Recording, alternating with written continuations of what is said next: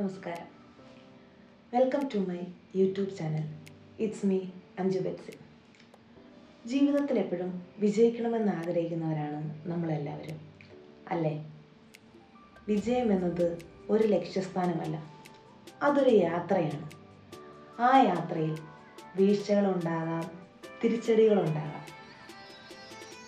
ഏതൊരു വീഴ്ചയായാലും തിരിച്ചടിയായാലും അതിൽ നിന്ന് പഠിച്ച് അതിലേറെ ശക്തിയോടെ മുമ്പോട്ട് പോവുക എന്നത് ഒരു വലിയ കാര്യമാണ്, അല്ലേ? വീഴ്ചകളെ അല്ലെ തിരിച്ചടികളെ പരാജയങ്ങളായി കാണാതെ പരിശീലനങ്ങളായി കരുതി മുന്നോട്ട് പോവുക. നമുക്ക് നമ്മുടെ യാത്ര തുടരണ്ടേ? എന്ത്?